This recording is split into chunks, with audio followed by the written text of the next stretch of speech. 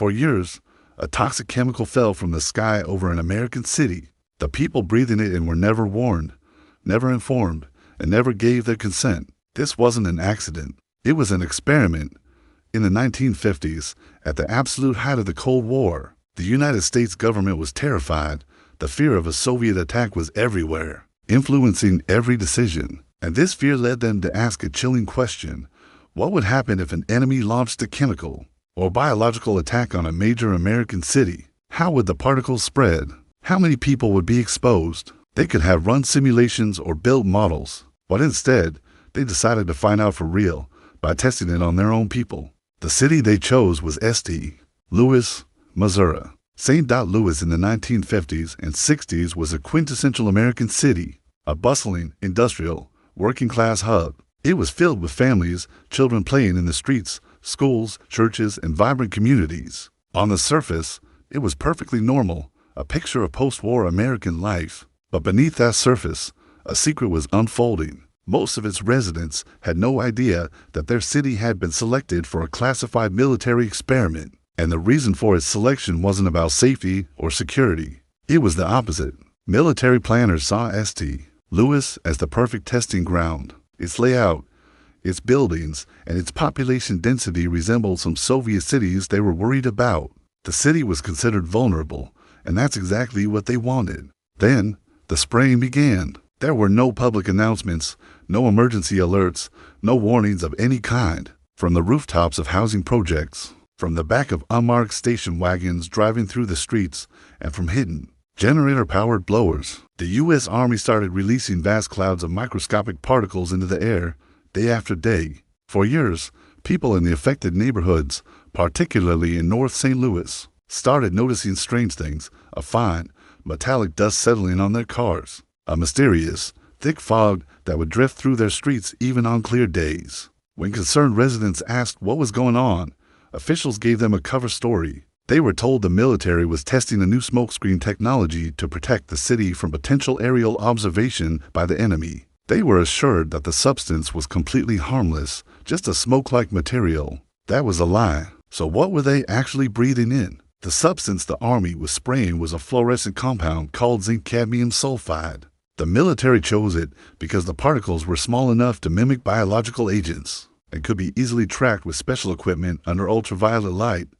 At the time, the government claimed it was safe, but today, we know that cadmium is a heavy metal and a known human carcinogen. The CDC lists it as a toxic substance. Breathing it in, especially over long periods, is linked to lung damage, kidney disease, and cancer. The true purpose of this experiment had nothing to do with the smoke screen. The military wanted to see how far these airborne chemicals could travel through a dense urban environment. They wanted to know how deeply they would penetrate into homes, schools, and businesses. They wanted to map exactly how many people would be exposed in a real-world scenario. The entire population of St. Louis, hundreds of thousands of people, became unwitting test subjects in a massive human experiment. The targeting of this experiment makes the story even darker. While particles drifted across the entire city, the spraying was heavily concentrated in specific areas. These were predominantly low-income and majority black neighborhoods. One of the main spray sites was the infamous Pruitico housing complex, which housed nearly 10,000 people, mostly African-American families. Was this a coincidence? Decades later, the classified military documents revealed the cold, calculated reasoning.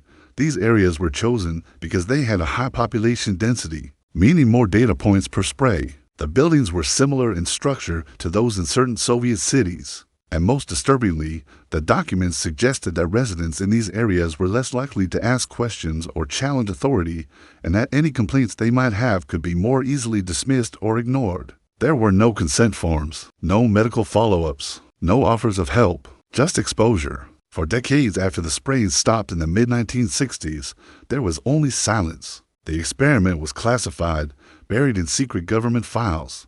But in the neighborhoods where the chemicals had rained down, a legacy of illness began to emerge. People started getting sick. Residents reported unusually high rates of respiratory problems. Cancers appeared in families with no prior history of the disease. Children developed asthma. But with no official information, there was nothing to connect these health crises to a specific cause. It was just a string of tragedies without an explanation. Families watched their loved ones suffer and never knew why. They never knew that the very air they had breathed for years had been intentionally contaminated by their own government.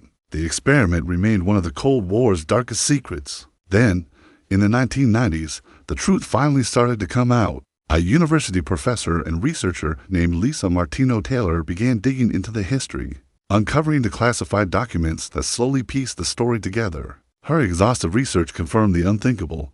The U.S. military had, in fact, conducted secret chemical exposure tests on American civilians. And it wasn't just in St. Louis. Similar, smaller-scale tests had been carried out in dozens of other cities across the country. The official justification, as always, was national security, the need to prepare for a potential war. But that justification provided little comfort to the families, who believed their health had been destroyed. To this day, no official apology has ever been issued to the people of St. Louis. No comprehensive health study has been funded. No compensation has ever been paid to the victims or their families. The Cold War is over. The immediate threat that inspired such a horrifying experiment is gone. But the uncomfortable questions it raises are more relevant than ever. This wasn't a conspiracy theory. It was a documented, confirmed historical fact. The government used its own citizens as human guinea pigs in the name of national security. It leaves us with a deeply unsettling thought.